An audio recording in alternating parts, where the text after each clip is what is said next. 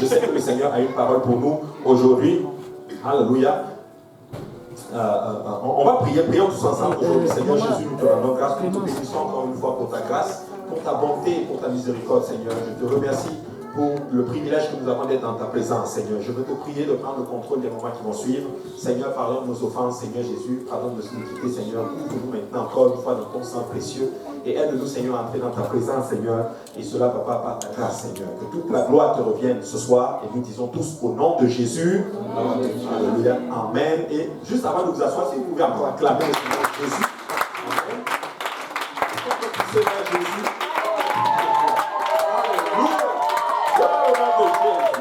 Alléluia. Alléluia. Merci Seigneur. Merci Jésus. Alléluia. Et vous pouvez vous asseoir dans cette merveilleuse présence du Seigneur.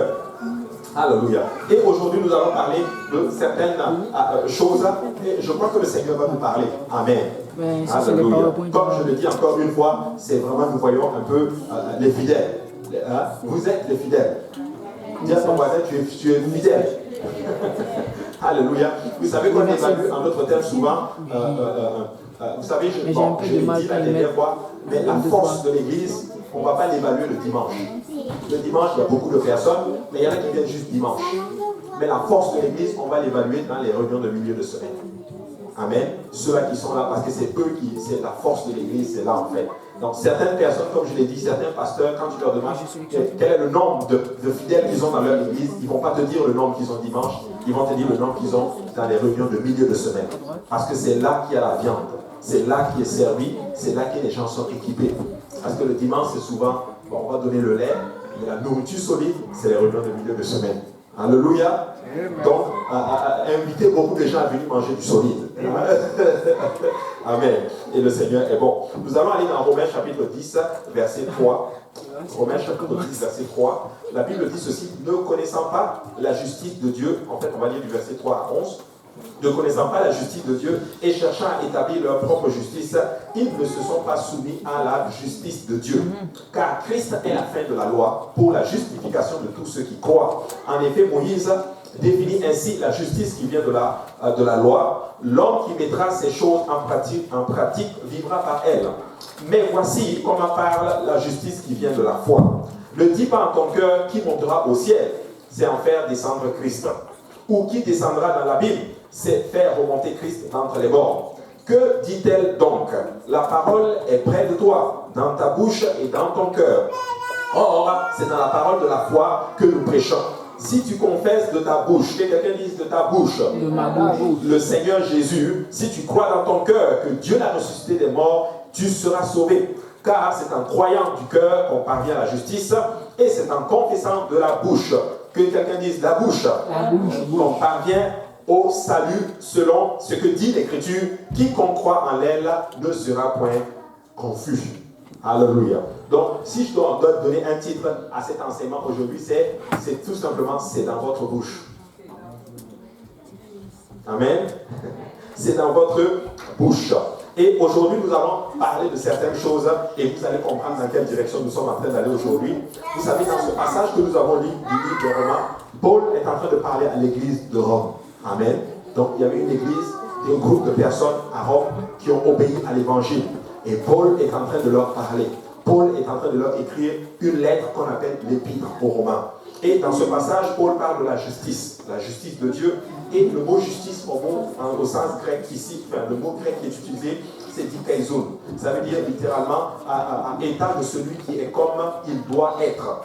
Justice, c'est la condition acceptable par Dieu. C'est ça la justice. Donc, si on dit être dans la justice de Dieu, être dans une condition acceptable par Dieu, être dans un endroit où Dieu veut qu'on soit, être comme Dieu veut qu'on soit, littéralement. Amen. Au sens plus étroit, c'est la justice qui donne à chacun ce qui lui est dû. Amen. Ce qui lui est dû. Et le mot biblique pour justice qu'on a lu, à l'époque, c'était orthographié par droiture, en fait, quelqu'un qui est droit. Et lorsqu'il est appliqué à des êtres humains, ça signifie tout simplement changer. Changer de direction. Quelqu'un qui a eu la justice de Dieu, on dit spécifiquement qu'il a changé de direction. Lui qui marchait dans une direction telle, marche dans une autre direction qui est acceptable par le Seigneur.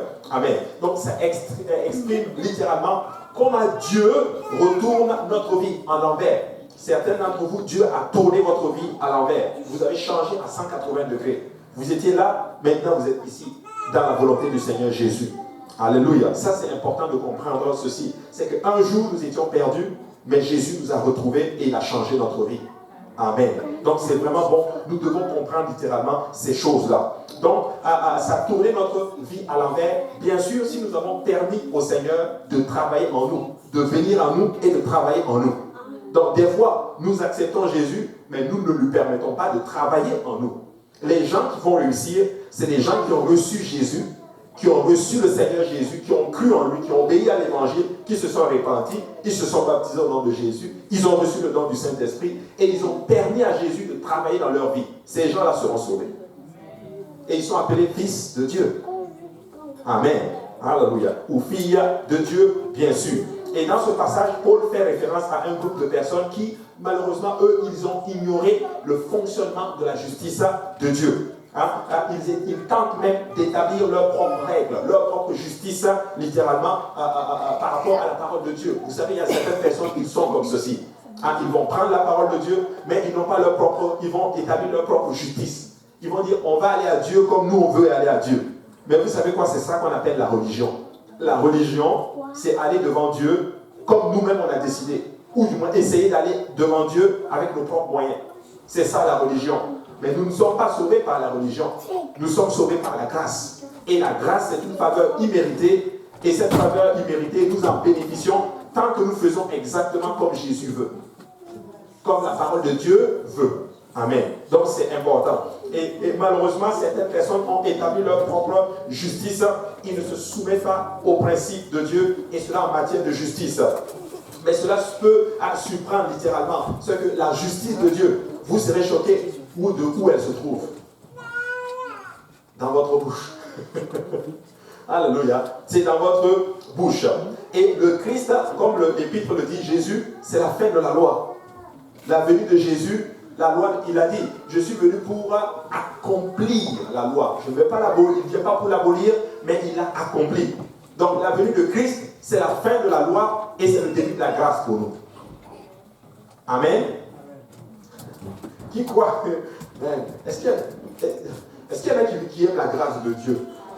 Je vous dis, si on nous amenait au temps de Moïse, on serait tous morts. Alléluia. Mais moi, j'aime le temps de la grâce. Amen. Et la Bible dit que cette grâce est un enseignant. Elle nous enseigne à renoncer au convoitisme mondain et à vivre dans ce siècle présent, littéralement, selon la piété et la sagesse, en attendant la bienheureuse espérance de notre Seigneur Jésus. Donc, quelqu'un qui a la grâce, il va se laisser enseigner par la grâce de notre Seigneur Jésus-Christ. Alléluia. Donc, il y a une justice qui s'obtient littéralement par la foi en notre Seigneur Jésus-Christ. Alléluia. Maintenant, tout ce qui a été fait, Christ l'a accompli. Tout ce qui nous arrachait à des œuvres de l'ennemi, tout ce qui nous arrachait à notre terre du péché, de la mort spécifiquement, Christ a accompli littéralement, il a tout accompli pour que vous et moi, nous puissions avoir la grâce dans nos vies.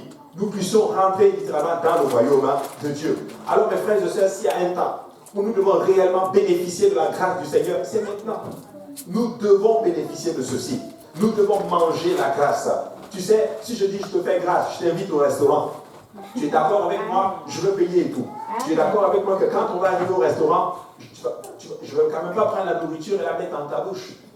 C'est à toi de fournir un certain effort. Donc la grâce, nous en bénéficions en fournissant quand même un effort.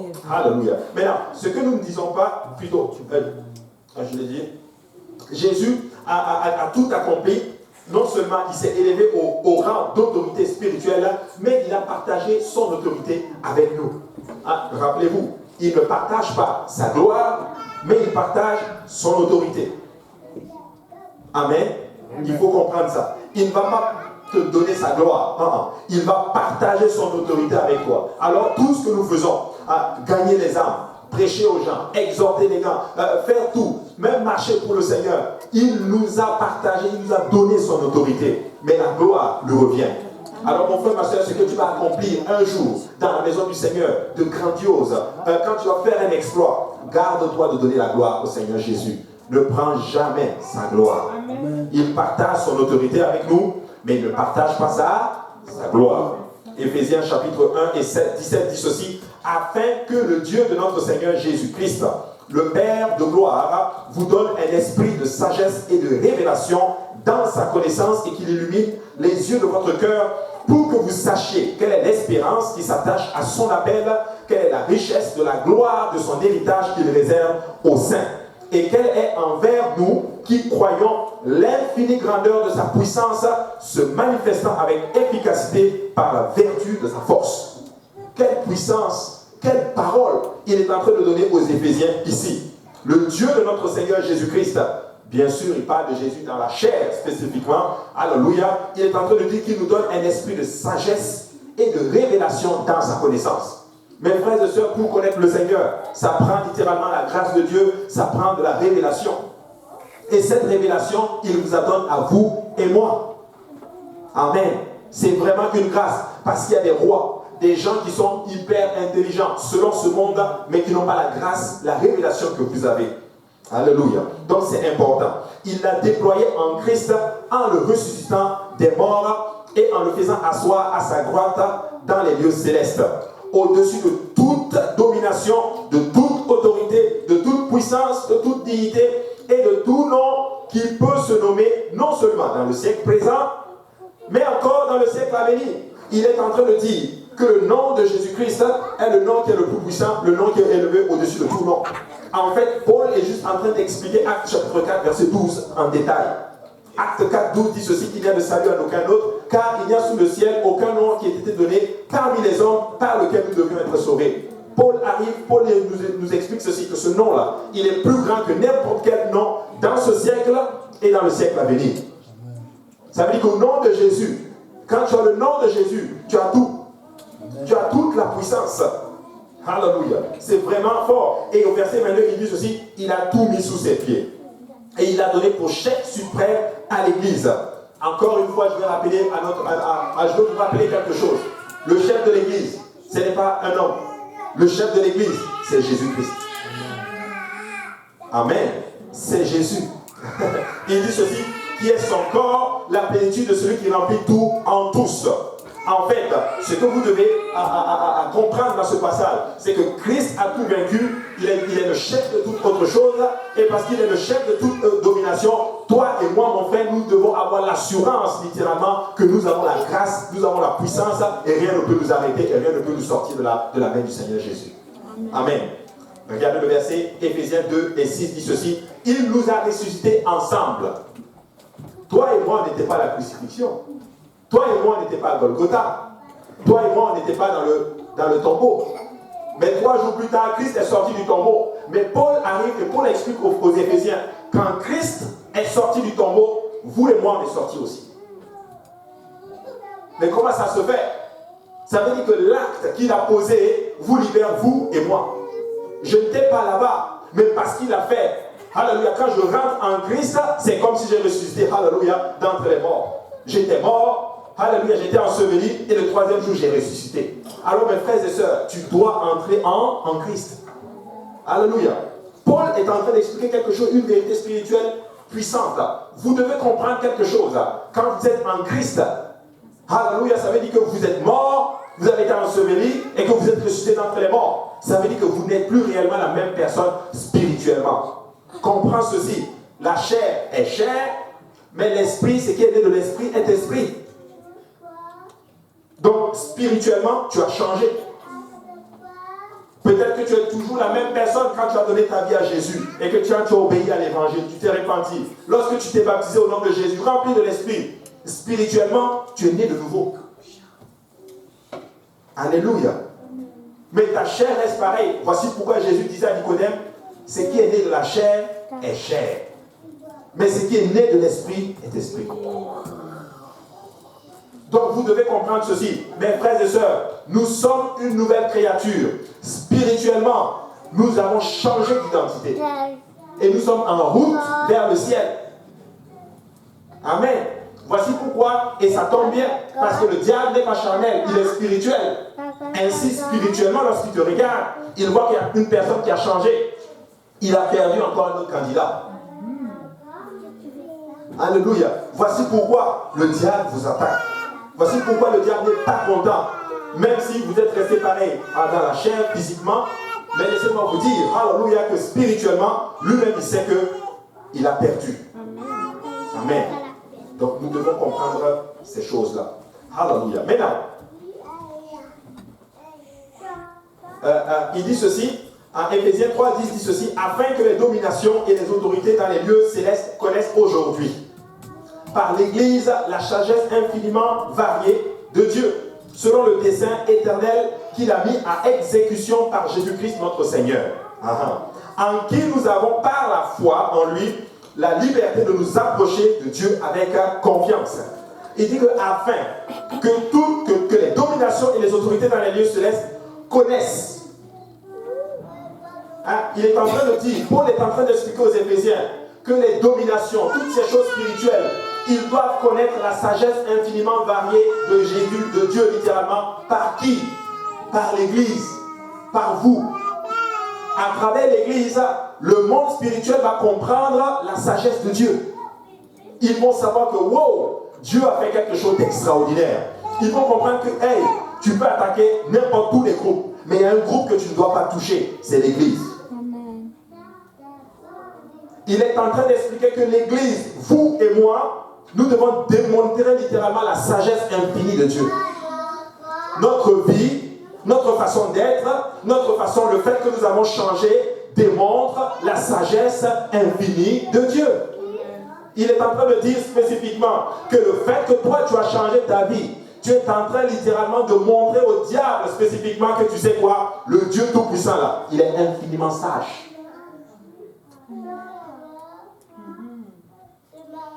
Alléluia. Alors, quelle est ta vie aujourd'hui? Est-ce que ta vie démontre littéralement que Christ est infiniment sage? Alors, mes frères et sœurs, nous devons comprendre. Il dit par l'Église.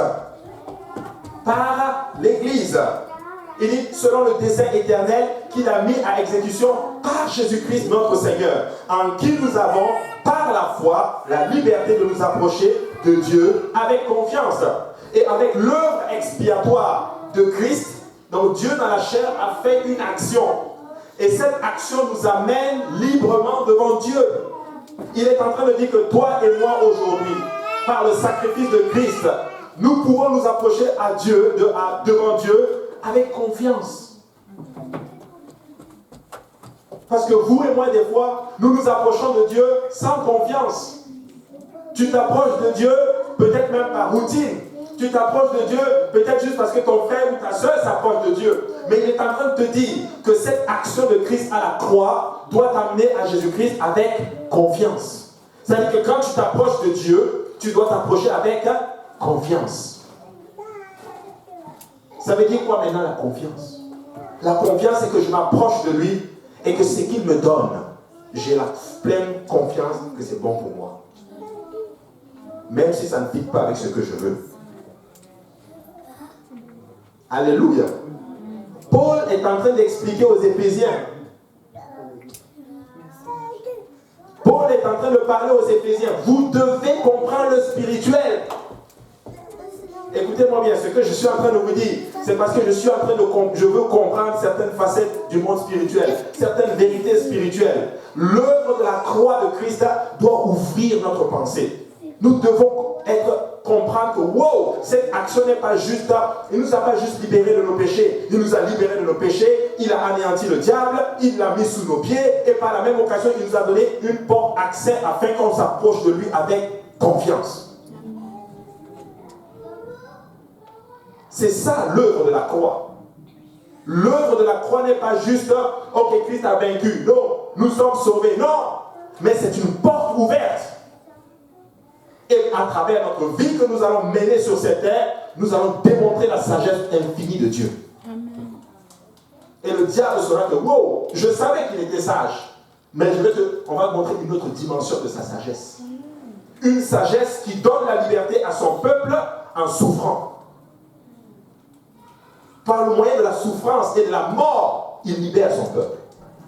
Il libère ses enfants. Il montre une autre dose d'amour. Vous savez, si vous êtes en Christ, alors le diable est sous vos pieds. C'est ça aussi l'œuvre de la croix. L'œuvre de la croix est en train de te dire aujourd'hui que Satan est sous tes pieds. Et peut-être que tu le savais, mais je suis encore là pour te le rappeler. Il est sous tes pieds. Et la réponse à vos besoins, elle est beaucoup plus proche que vous le pensez. C'est encore votre bouche. Et David a appris un concept assez spirituel, un concept spirituel très important, que malheureusement beaucoup d'entre nous ne comprenons plus, mes frères et sœurs. Il a appris spécifiquement, au cours de sa vie, à obtenir la force de Dieu dans ses épreuves et à réduire ses ennemis au silence. Et une chose simple qu'il a fait, il a fait une chose tellement simple que même un petit bébé peut l'appliquer. Mes frères et sœurs, je suis en train de vous dire que la clé pour sortir de nos problèmes, c'est moins compliqué que tu le penses. Parce que c'est nous qui avons compliqué la chrétienté. C'est nous qui avons compliqué l'œuvre de la croix. Écoutez, l'œuvre de la croix nous a facilité les choses. Même un petit bébé, Dieu lui a donné cette arme, la solution à tous nos problèmes spécifiquement, que le diable ne peut pas affecter. Et vous allez le comprendre ce soir. Psaume 8 et verset 2, la Bible dit ceci: Éternel notre Seigneur, que ton nom est magnifique sur toute la terre. Ta majesté s'élève au-dessus des cieux. Par la bouche des enfants et de ceux qui sont à la mamelle, tu as fondé ta gloire pour confondre tes adversaires, pour imposer silence à l'ennemi et au vindicatif. David est en train de dire ceci. En fait, David a eu une révélation. David a eu cette révélation que sur la bouche des enfants et de ceux qui sont à la mamelle, l'Éternel a fondé sa gloire. C'est cette révélation qu'il a eue. Pas étonnant que c'était un grand adorateur. Il a compris que de ce qui sort de sa bouche, alléluia, Dieu fonde sa gloire dessus. Amen. Et ça impose silence à l'ennemi et aussi au vindicatif.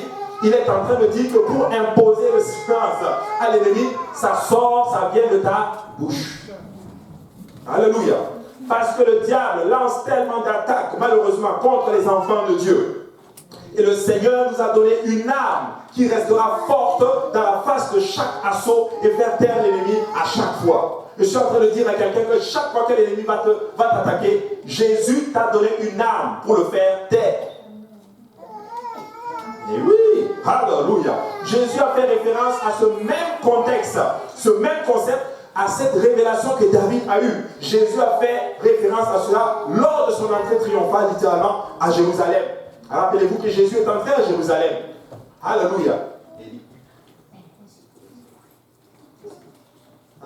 Il est rentré triomphalement à Jérusalem. Et il était monté sur un ânon. Parce que le roi entrait sur un ânon. Et on a commencé à l'adorer. On a commencé à le louer spécifiquement. Amen. Et alors qu'il entrait dans la ville et que les gens commençaient à se rendre compte qu'il était Jésus, ils ont commencé à le louer avec beaucoup d'enthousiasme. Ils ont commencé à le bénir.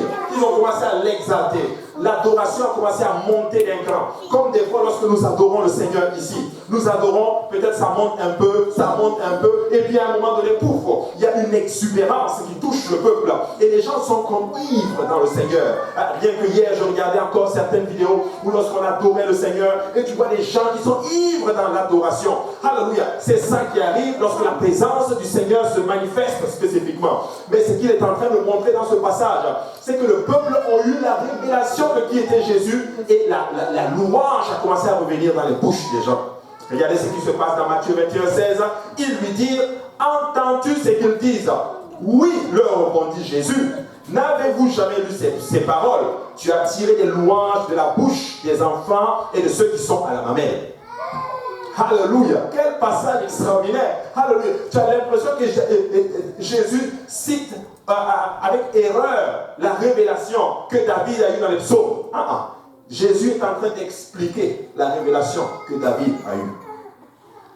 Parce qu'il était la parole faite chair. Il était Dieu fait chair. David dit, de la bouche des enfants et de ceux qui sont à la mamelle, tu as fondé ta gloire. Tandis que Jésus dit, de la bouche de ceux qui sont à la mamelle, tu as tiré louange. Il est en train de dire que la gloire de Dieu, c'est lorsque son peuple lui donne des louanges. Quand tu loues Dieu, la gloire de Dieu se manifeste. C'est dans votre bouche. Quand ça ne va pas, frère, loue le Seigneur. Quand tu as battu, loue le Seigneur. C'est dans ta bouche.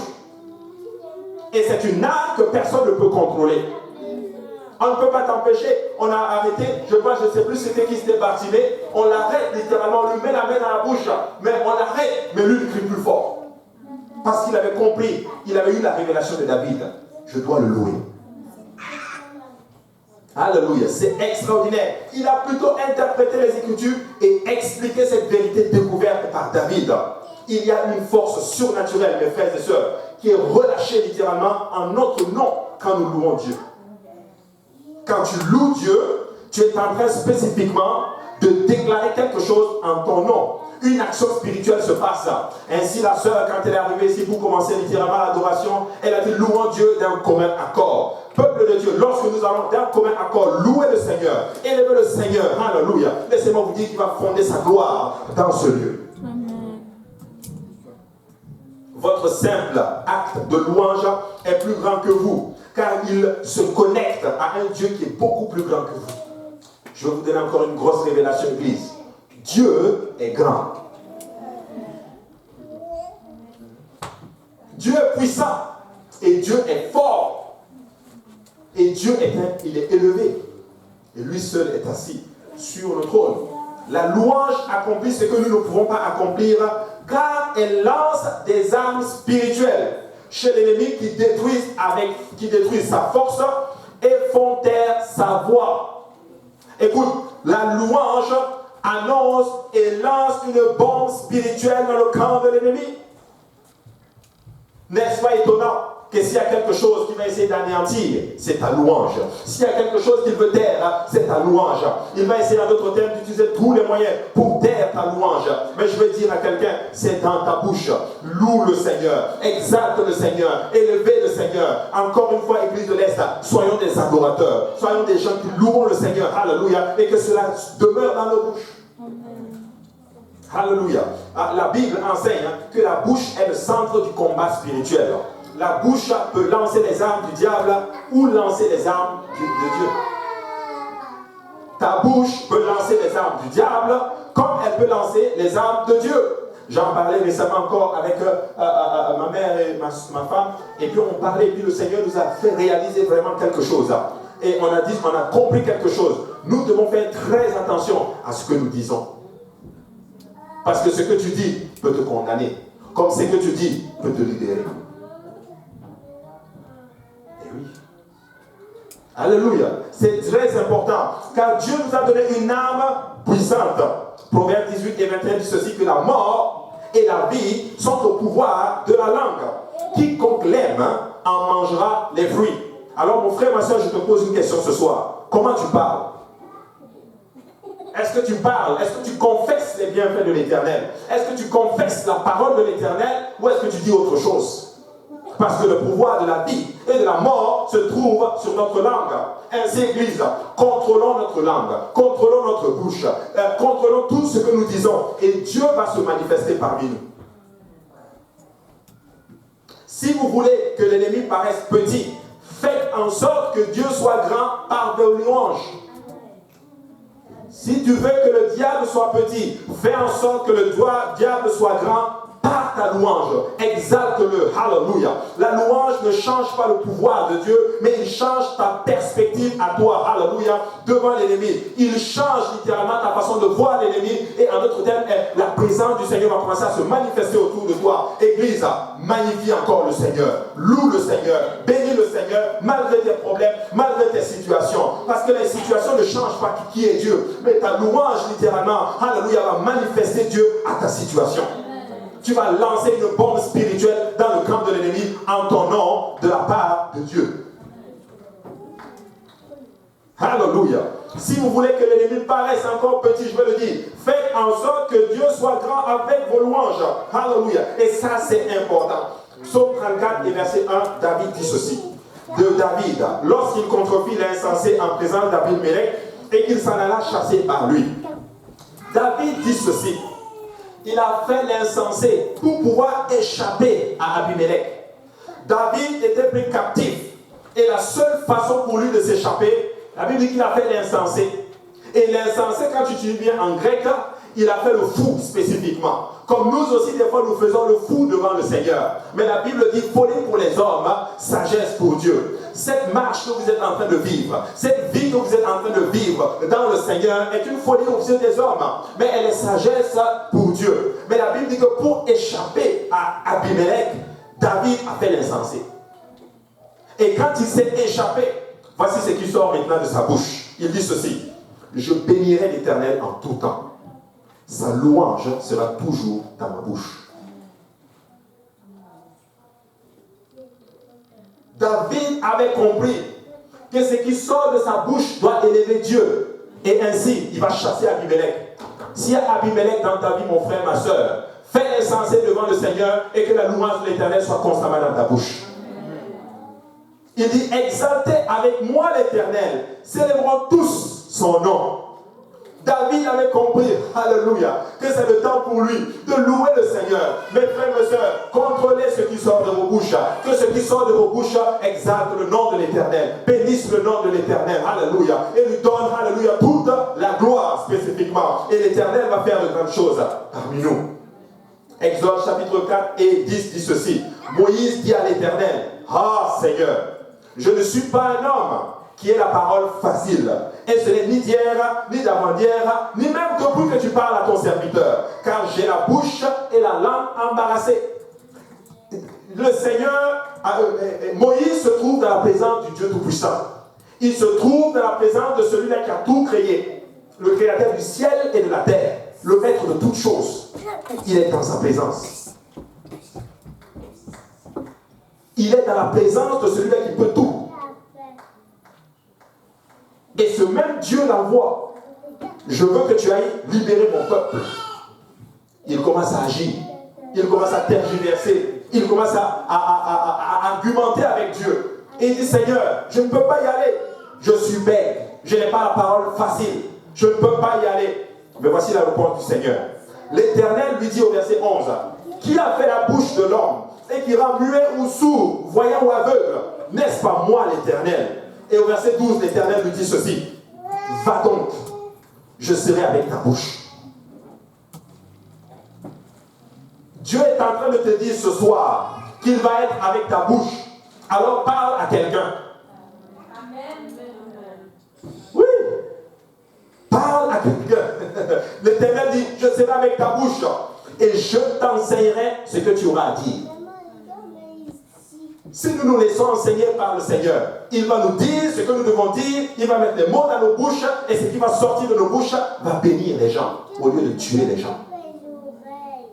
Psaume 8, 81, il dit ceci, qu'il n'y ait au milieu de toi point de Dieu étranger. Ne te prosterne pas devant tes dieux étrangers. Je suis l'Éternel, ton berger, qui t'ai fait monter du pays d'Égypte. Ouvre ta bouche, et je la remplirai. Dieu dit, ouvre ta bouche. Hey, si tu ne sais même pas quoi dire dans la prière, je ne sais pas, ouvre-la peut-être. Il va la remplir, alléluia. Et tu vas louer le Seigneur. Tu ne sais pas quoi dire, tu ne sais pas exhorter. Seigneur, donne-moi une parole. Il va te donner la parole, alléluia. Et tu vas être capable littéralement d'exhorter, de bénir, d'élever et de faire tout simplement ce que le Seigneur te demande de faire. Deutéronome, chapitre 30 et 14, la Bible dit ceci, c'est une chose au contraire qui est près de toi, dans ta bouche, dans ton cœur, afin que tu la mettes en pratique. De quoi il parle ici? Il parle des principes de l'Éternel. Il dit que ces choses sont dans ta bouche, dans ton cœur. Alléluia. Le Seigneur l'a mis pour que tu les pratiques. Il dit au verset 15, vois, je mets aujourd'hui devant toi la vie et la mort. Je vois devant toi la vie et le bien, la mort et le mal. Dieu dit, c'est dans ta bouche. Tout ce que vous désirez est dans votre bouche. Ah, oui. Amen. C'est dans votre bouche. Seigneur, aide-nous à ne plus utiliser cette arme comme une arme de destruction, mais une arme de construction. Faisons attention à ce qui sort de nos bouches, à ce que nous disons, mais bénissons le Seigneur avec cette âme qu'il nous a donnée. Cantique d'Étan et l'Esrachite dans Psaume 89, 1. Et au verset 2, il dit ceci. Je chanterai toujours les bontés de l'Éternel. Ma bouche fera connaître à jamais ta fidélité. Il ne dit pas juste un temps. Pas parce que je suis content aujourd'hui, les affaires marchent, je veux faire connaître la fidélité de l'Éternel. Non, il dit à jamais pour toujours, je ferai connaître ta fidélité au Seigneur. Église, écoutez-moi bien. S'il y a une chose qui change, c'est bien l'homme. S'il y a quelqu'un qui est vraiment instable, c'est bien l'homme. Mais laisse-moi te dire que le Dieu que nous servons n'est pas un Dieu instable. C'est un Dieu qui est constant et qui est fidèle et il a choisi de vivre en toi. Ainsi, si tu le laisses travailler en toi, il va te rendre stable et non instable. Parce que beaucoup sont instables. Psaume 126 et 1, la Bible dit Cantique des degrés. Quand l'Éternel ramena les captifs de Sion, nous étions comme ceux qui font un rêve. Alors notre bouche était remplie des cris de joie. Et notre langue de chant d'allégresse. Alors on disait parmi les nations, l'Éternel a fait pour eux de grandes choses. Parce qu'il y avait les cris de joie dans leur langue, il y avait l'allégresse dans leur bouche. Les autres nations ont vu. Et ils ont dit que ceux-là, alléluia, ils sont bénis. L'Éternel a fait pour eux de grandes choses. Mais toi, quand tu regardes aujourd'hui, est-ce qu'on dit l'Éternel a fait de grandes choses? Quand on te regarde aujourd'hui, est-ce que la joie de l'Éternel est dans ta bouche? Quand on te regarde aujourd'hui, est-ce que ta façon de parler montre la sagesse infinie de Dieu? Quand on te regarde aujourd'hui, est-ce qu'on voit un plaignard, une plaignante, ou on voit quelqu'un qui est toujours content, positif et de servir le Seigneur? Parce que je veux que ma vie serve à bénir le nom de Jésus. Amen. L'Éternel a fait pour nous de grandes choses. Nous sommes dans la joie. Certaines personnes, Dieu a fait de grandes choses, mais ils ne sont pas dans la joie. Parce que leurs grandes choses ne fit pas avec les grandes choses de l'Éternel. Mon frère, ma soeur, écoute-moi bien. Pour toi, l'Éternel a fait de grandes choses. Alors tu dois être dans la joie. Je suis dans la joie. Je suis dans la joie. Une joie immense. Je suis dans l'émotion. Car Yahweh m'a libéré. Je suis dans la joie, mes frères et sœurs. Et tu dois être dans la joie de l'Éternel. Ce n'est pas une joie que le monde donne. Ce n'est pas une joie qu'un homme te donne. Ce n'est pas une joie qu'une femme te donne. Ce n'est pas une joie parce que tu as des enfants. Non, c'est la joie de l'Éternel. Alléluia. Ce n'est pas parce que ton mari ou ta femme est gentille, tes enfants, ou que le compte en banque est plein. Non, ça n'a rien à voir. Ou parce que les factures sont remplies, ou parce que les enfants sont... Non, ce n'est pas ça. C'est la joie de l'Éternel. Alléluia. C'est une joie que moi-même je ne peux pas expliquer. Je suis juste content. Es-tu dans la joie, mon frère, ma soeur? Amen. Alléluia. Ésaïe chapitre 55 et verset 9, la Bible dit aussi, autant les cieux sont élevés au-dessus de la terre, autant mes voix sont élevées au-dessus de vos voix, et mes pensées au-dessus de vos pensées. Comme la pluie et la neige descendent des cieux, et n'y retournent pas sans avoir arrosé, féconder la terre et fait germer les plantes, sans avoir donné de la semence au semeur et du pain à celui qui mange. Ainsi en est-il de la parole qui sort de ma bouche. L'Éternel lui-même dit que les paroles qui sortent lui de sa bouche, ça ne revient pas à lui sans avoir fait ce qu'il a dit. Et toi, tu es fait à son image.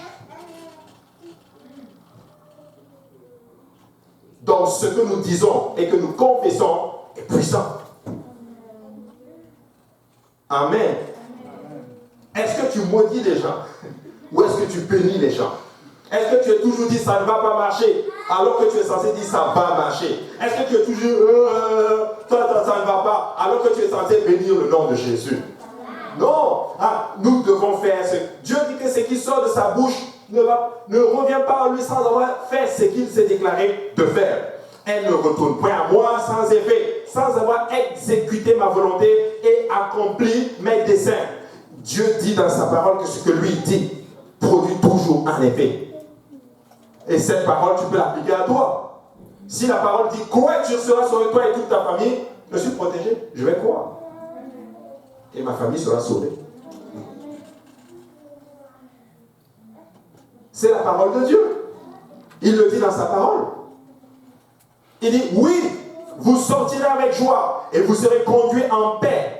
Les montagnes et les collines éclateront d'allégresse devant vous et tous les arbres de la campagne battront les mains devant toi et moi. Ça, c'est la parole de Dieu. Regardez, Ésaïe 59 et 19 dit ceci. On craindra le nom de l'Éternel depuis l'Occident et sa gloire depuis le soleil levant. Quand l'ennemi viendra comme un fleuve, l'esprit de l'Éternel le mettra en fuite. Dieu est en train de te dire dans sa parole que quand le diable va venir sur toi, là, son esprit va le mettre en fuite.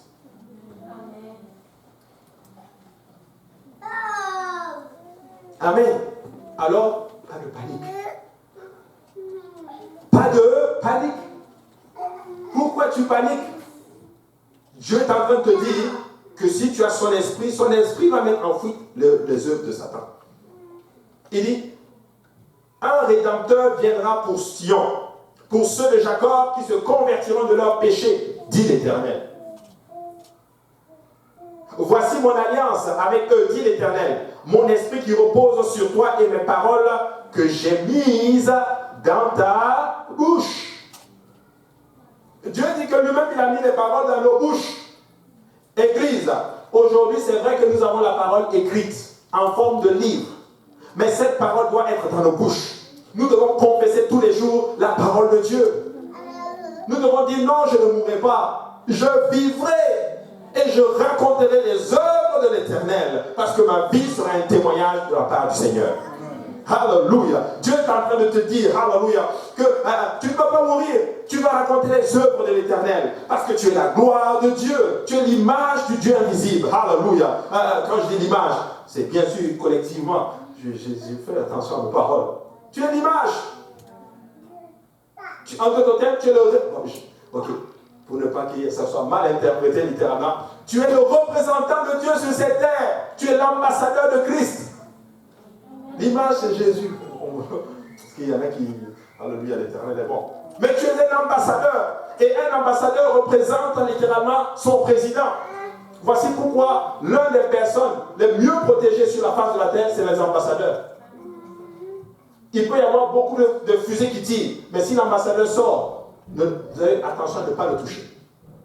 Parce qu'il a la protection de son pays. Le Seigneur dit que toi, tu es son ambassadeur. Ça veut dire que tu as la protection du royaume de Dieu sur toi. Je suis content d'être un ambassadeur. Et je suis content que tu es un ambassadeur de l'Éternel. La protection de l'Éternel est sur toi. Alléluia. Et il dit ceci.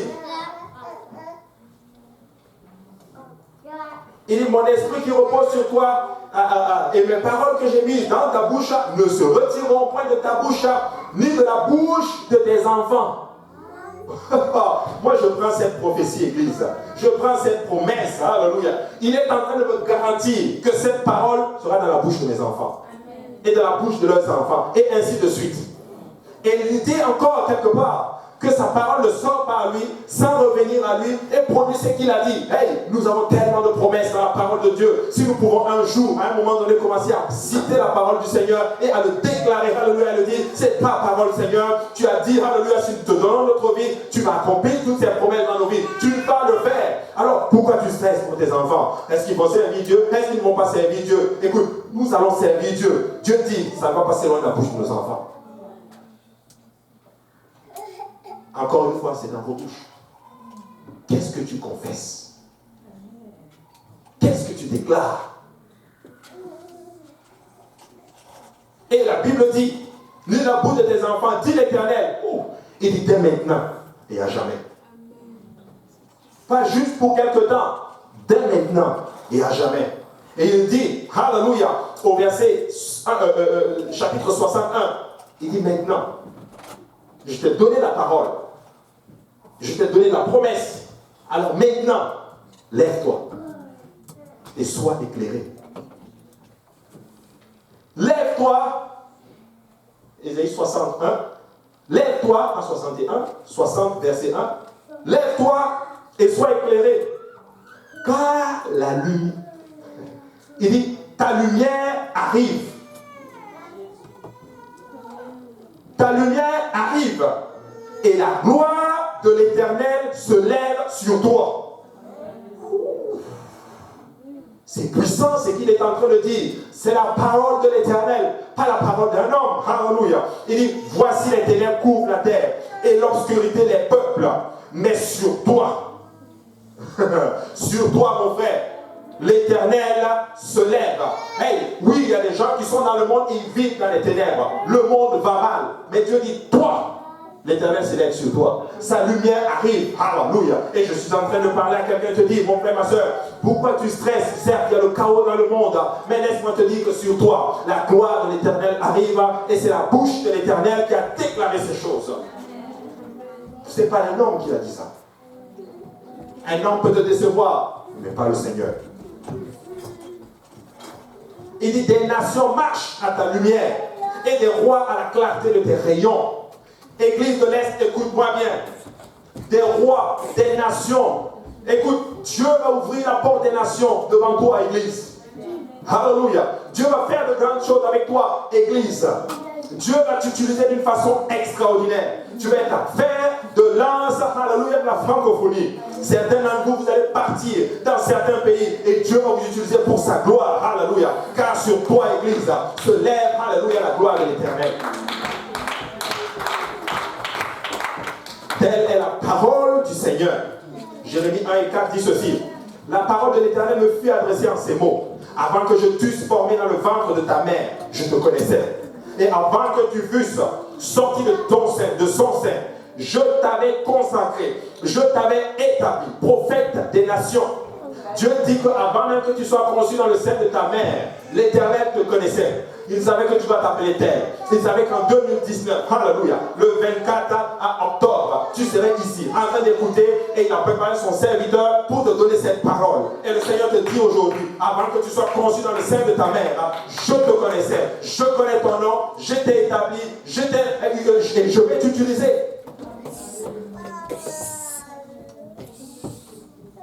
Et il va le faire. Et il dit ceci, prophète des nations, je répondis, ah Seigneur, éternel. Et peut-être que pendant cette parole, tu es aussi en train de le dire au fond de toi. Je ne suis pas capable de l'entendre, mais l'Éternel est capable d'entendre ce que tu es en train de dire à l'intérieur de toi. Oh, c'est encore les mêmes belles paroles qu'on nous a dit, qu'on nous a prêchées. C'est peut-être même une prédication que quelqu'un a déjà prêchée. J'ai déjà même entendu ce verset, mais je suis en train de te dire, Église, l'Éternel te dit qu'avant que tu sois conçu dans le sein de ta mère, il te connaissait. Et peut-être tu vas dire, oh Seigneur, ah Seigneur, voici je ne sais point parler, car je ne suis qu'un enfant spirituel ou enfant charnel, ça importe peu. Et l'Éternel me dit au verset 7, ne dis pas je suis un enfant, car tu iras vers tous ceux auprès de qui je t'enverrai, et tu diras tout ce que je te donnerai.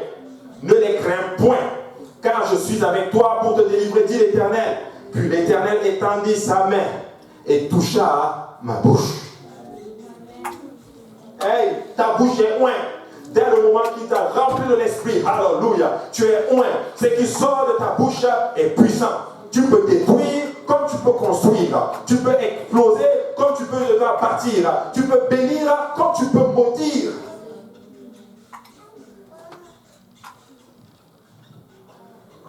J'ai regardé, c'était juste une petite illustration. C'est au Nigeria que ça s'est passé. Une petite illustration.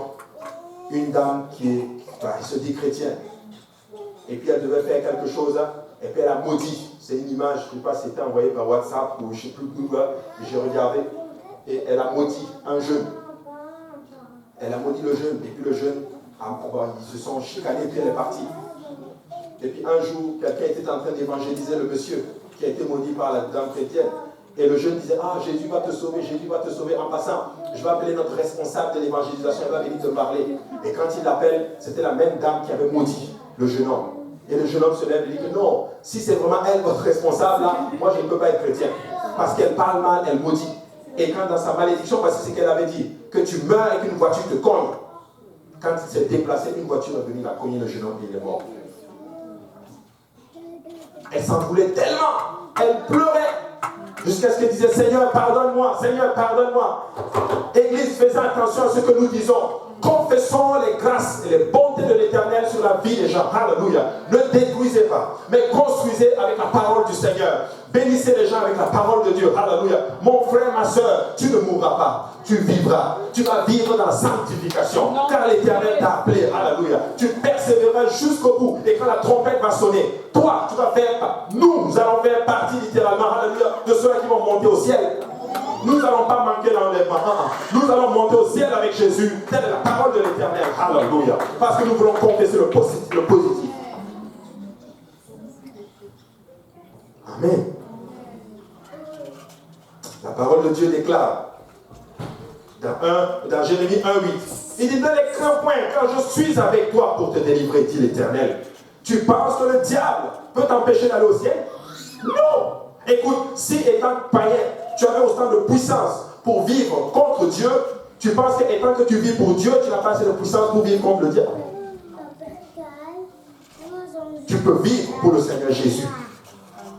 Et confesse tous les jours. Même si tu n'as pas réussi à prier, confesse, j'y arriverai. J'y arriverai. Je réussirai, Jésus. Et ma vie bénira ton nom. Amen.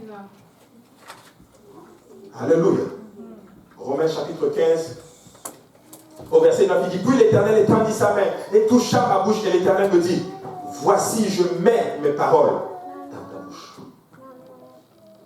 Romains 15 et 6 dit ceci, afin que tous ensemble, d'une seule bouche, vous glorifiez le Dieu et Père de notre Seigneur Jésus-Christ. Ensemble. Que ensemble, de nos bouches, pas pendant que l'autre loue le Seigneur, l'autre boude. L'autre loue le Seigneur, l'autre n'est pas content. Mais ensemble de notre bouche, louons le Seigneur.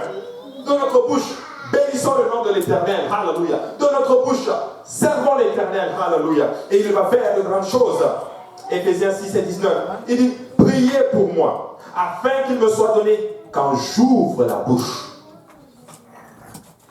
Église, s'il vous plaît, priez pour moi. Je veux aussi prier pour chacun de vous. Que quand vous ouvrez votre bouche, qu'elle soit pointe et qu'elle bénisse et qu'elle sauve. Priez pour moi que quand j'ouvre la bouche, alléluia, je vais faire la même prière que Paul a demandé aux Éphésiens. Quoique vous n'êtes pas les Éphésiens, vous êtes des gens de l'église de l'Est. Alléluia. Mais laissez-moi vous dire, je demande à l'église de l'Est, priez pour moi afin qu'il me soit donné, quand j'ouvre la bouche, de faire connaître hardiment et librement le mystère de l'évangile. Je prie pour toi que lorsque tu ouvres la bouche, alléluia, qu'il te soit donné de faire connaître hardiment et librement le mystère de l'évangile. Que le Seigneur te le donne dans le nom de Jésus-Christ. Vous savez, l'expression ultime de la louange consiste à permettre à Dieu de prendre le contrôle de votre bouche et de vous remplir de son esprit. Oh, si le Seigneur peut encore nous remplir de son esprit. Alléluia. Certes, tu es rempli de l'esprit, mais constamment tu peux être renouvelé dans la puissance du Saint-Esprit. Alléluia. Quand tu commences à le louer, quand tu commences à le bénir, alléluia, il y a une exubérance, il y a quelque chose qui vient en toi. Il prend le contrôle. Alléluia. Et quand tu te laisses aller, il va faire de grandes choses. Hey, Église de l'Est, je te prie. Alléluia. Lève-toi, ouvre la bouche. Alléluia. Car ta bouche est puissante. L'Éternel t'a oint. Parle à l'Église, parle à ce monde qui est en train de mourir. Alléluia. Et il va faire de grandes choses. Parle à ce monde, alléluia, qui est en train de périr, car le salut se trouve dans ta bouche. Alléluia. Joël 2 et 27 dit ceci, et vous saurez que je suis l'Éternel au milieu de vous. Ouvre ta bouche, et tu sauras que l'Éternel est Dieu, et qu'il est au milieu de toi. Que je suis l'Éternel votre Dieu et qu'il n'y en a point d'autre et mon peuple ne sera plus jamais dans la confusion. Après cela, au verset 28, je répandrai de mon esprit sur toute chair.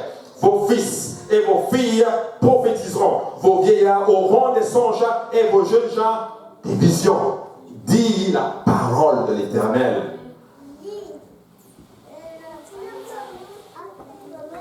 Il dit dans sa parole, c'est la promesse de l'Éternel. Alors prends-le et déclare-le. Amen. Amen. Alléluia. Acte 2, 39. Vous pouvez citer ces versets par cœur, car la promesse est pour vous, pour vos enfants et pour tous ceux qui sont au loin, en aussi grand nombre que le Seigneur, notre Dieu, les appellera. Telle est la parole de Dieu. Et le jour de la Pentecôte, voici ce que Dieu a fait. Il a rempli les gens du Saint-Esprit. 120 personnes se retrouvent sous l'effusion de l'Esprit, en train de parler une langue qu'ils n'ont jamais parlé, car Dieu était en train de les oindre. Dieu était en train de leur donner une puissance. Alléluia. Ils étaient en train d'accomplir, acte 1, 8 était en train d'être accompli en live. Ils sont en train de recevoir la puissance de l'Esprit. Et cette puissance de l'Esprit a fait des témoins de Jésus-Christ. Partout ils sont allés, ils ont démontré la sagesse infinie de Dieu, la puissance de Dieu. Partout ils sont allés, alléluia, rien ne pouvait les arrêter, alléluia. Certains d'entre eux ont donné leur vie pour l'avancée de l'évangile. Certains d'entre eux sont morts, crucifiés à l'envers. Certains d'entre eux, on les a lapidés. D'autres envers, on les a poignardés. Mais laissez-moi vous dire qu'ils avaient reçu une puissance que Dieu avait mis en eux. Et cette puissance est venue par le contrôle de leur bouche.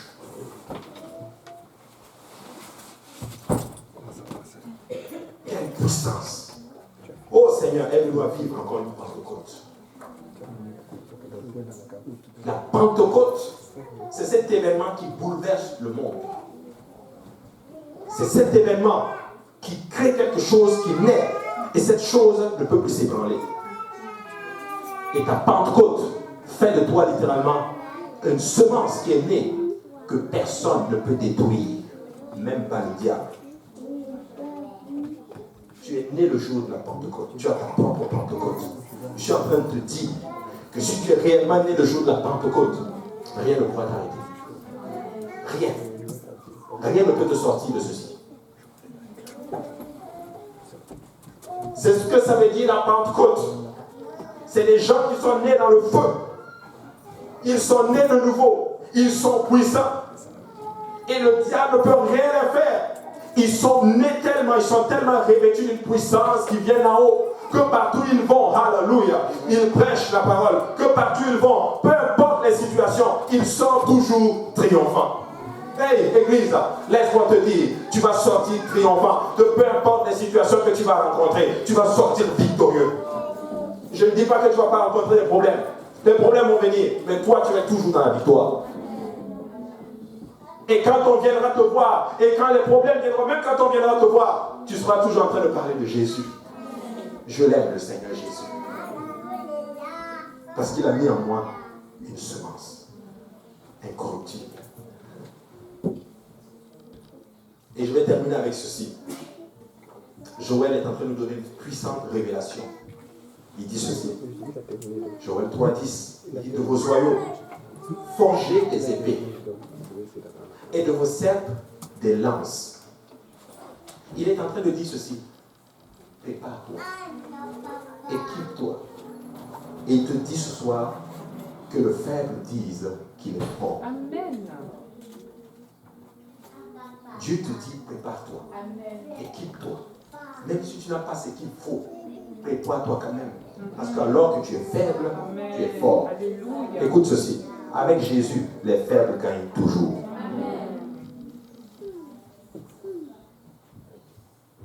Tu n'as pas besoin d'être fort avec Jésus. Amen. Alors je ne suis pas un pécheur qui se débarrasse du péché. Je suis tout simplement le juste qui résiste à la tentation. Amen. Je ne suis pas le malade qui essaie d'être guéri. Je suis le guéri qui est en train de résister aux symptômes et aux maladies. Je ne suis pas le déprimé qui essaie de gérer un sourire qui est faible. Non! Je suis l'enfant joyeux et victorieux de Dieu qui surmonte tout simplement l'ennemi. Change ta façon de parler. Alors je ne suis pas un pauvre mendiant pour le Saint-Esprit. Je suis juste un enfant qui est en train d'accepter, alléluia, de mon cher papa, le cadeau du Saint-Esprit. Changez votre façon de parler, alléluia. Je ne sais pas ce qui me prend aujourd'hui, mais je suis en train de dire ceci, alléluia. Moi je suis en feu pour Dieu. Je suis content. Je sais que je ne suis pas parfait. Mais je suis un enfant de Dieu. Tu n'es pas parfait, mais tu es un enfant de Dieu. Mais oui. Même si tu n'as mal fait, oui. Mais je suis un enfant de Jésus. Alléluia. Je vais régler avec papa. Mais Paul dit ceci, que personne ne me fasse de mal, car je porte sur moi les marques du Fils de Dieu. Alléluia, tu peux déclarer cette parole. Alléluia. Hey, la révélation de qu'est-ce que Christ a fait pour toi. Même si tu as mal fait, c'est pas, dis papa, j'ai mal fait, c'est pas grave. Mais je suis ton fils, je suis ta fille. Alléluia. Et je vais marcher et je vais sortir, je vais confesser le positif dans ma bouche. Peuple de Dieu, nous sommes des enfants de Dieu. Église de l'Est, change ta façon de parler. Amen. Bénissez le nom de Jésus. Déclarez, alléluia, qu'il va faire son œuvre. Et il va nous utiliser. La beauté de l'évangile, c'est des hommes imparfaits qui dirigent des hommes imparfaits sous l'égide d'un Dieu parfait. Alléluia. Amen. Et c'est ça qui fait la puissance et la sagesse infinie de notre Dieu. C'est qu'au milieu des gens imparfaits, il accomplit des choses parfaites.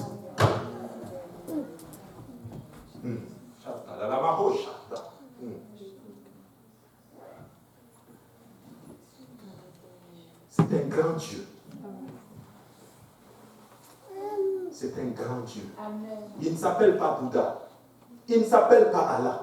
Il s'appelle Jésus. Le Dieu qui sauve son peuple. Même si je suis dans les ténèbres, l'Éternel sera ma lumière. Même si tu es dans les ténèbres, il sera ta lumière. C'est ça qui fait de lui le Dieu Tout-Puissant.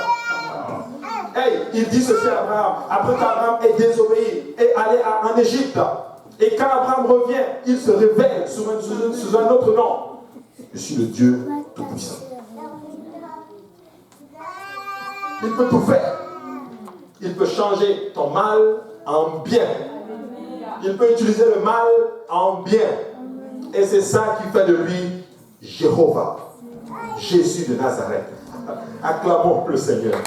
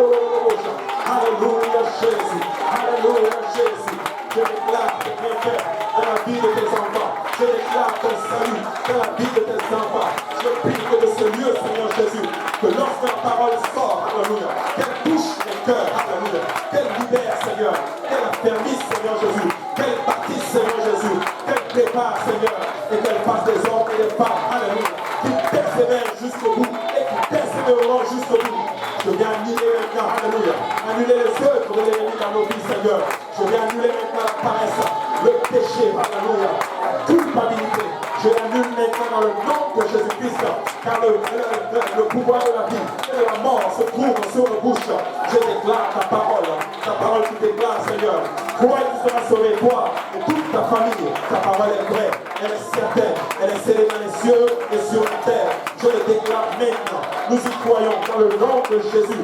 Nous voulons voir encore des familles sauvées. Nous voulons voir nos familles sauvées. Nous voulons voir nos enfants te servir. Nous voulons voir cette génération s'élever, Seigneur Jésus-Christ. Alléluia. Et te servir avec plus d'engouement, plus de puissance et plus de zèle. Alléluia. Que les premières, que les générations passées. Je le déclare dans le nom de Jésus. Ta terre est ta parole. Alléluia. Ta parole est dans nos bouches. Et tu ne vas pas l'enlever de nos bouches. Elle est dans la bouche de nos enfants, de la bouche de nos petits-enfants et de nos générations futures. Nous le déclarons dans le nom de Jésus. J'appelle la restauration, j'appelle la foi, j'appelle le zèle, j'appelle la sanctification dans le nom de Jésus-Christ. Alléluia. Alléluia. Alléluia Jésus. Alléluia Jésus. Alléluia Jésus. Papa, scelle ceci dans ton sang précieux, Père. Scelle ce qui est en train d'être automatique dans ton sang, Papa. Alléluia.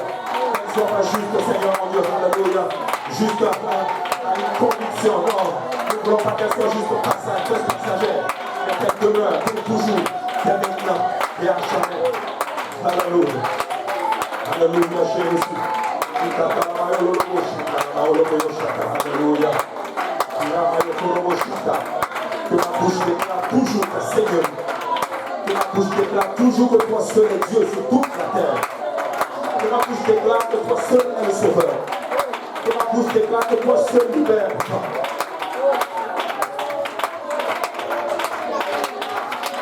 Alléluia.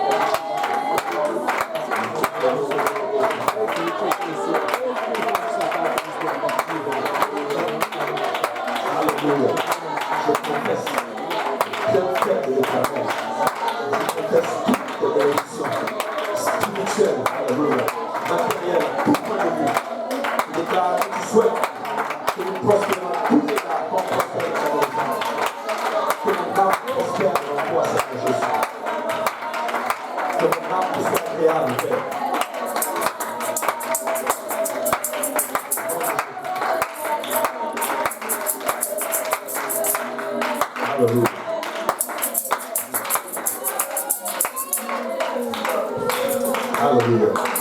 Confessez la parole de Dieu. Confessez la parole de Dieu. Confessez la parole de Dieu.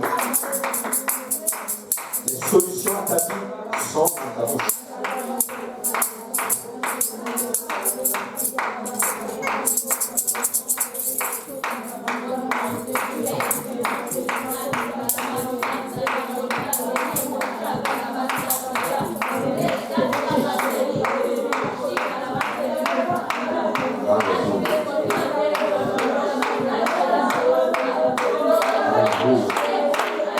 Ce que tu dis va arriver.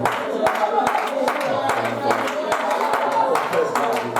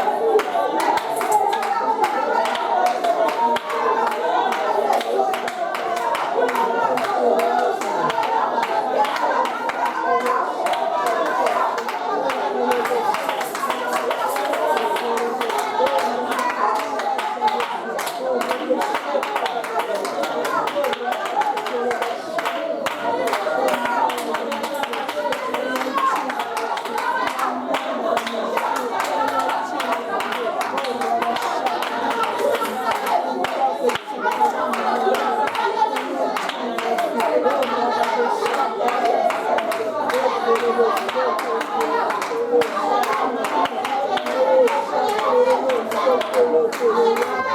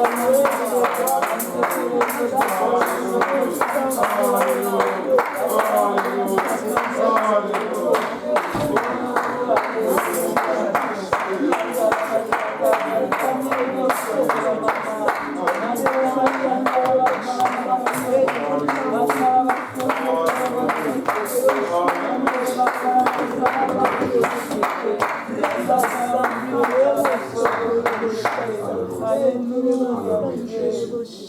Alléluia. Le Seigneur a vraiment confirmé quelque chose il a confirmé quelque chose. Je crois que c'est la volonté du Seigneur. Et je ne sais pas, ils ne vont pas désigner quelqu'un. Mais je m'excuse, je ne pense pas. Je pense quand même toujours marcher dans la soumission. Mais je vais vous suggérer quelque chose. Nous allons chercher un cahier de requêtes de prière de l'Église de l'Est.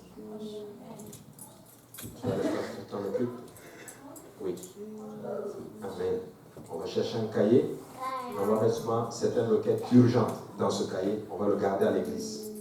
Et nous allons prier souvent pour ceci, d'un commun accord pour une personne. Et nous allons voir la gloire de Dieu.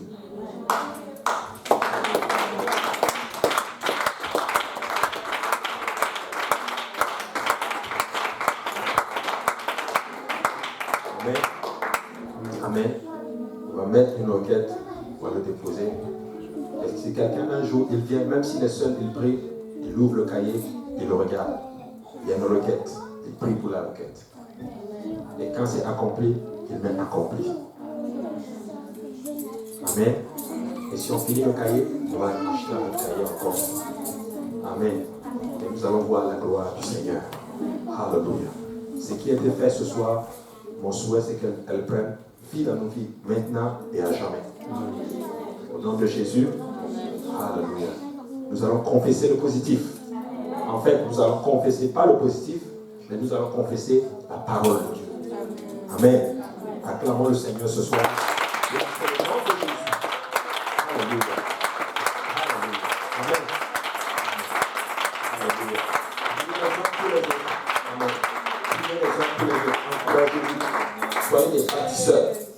Soyez des constructeurs et non des gens qui détruisent. Amen. Amen. Alléluia. Que le Seigneur vous bénisse.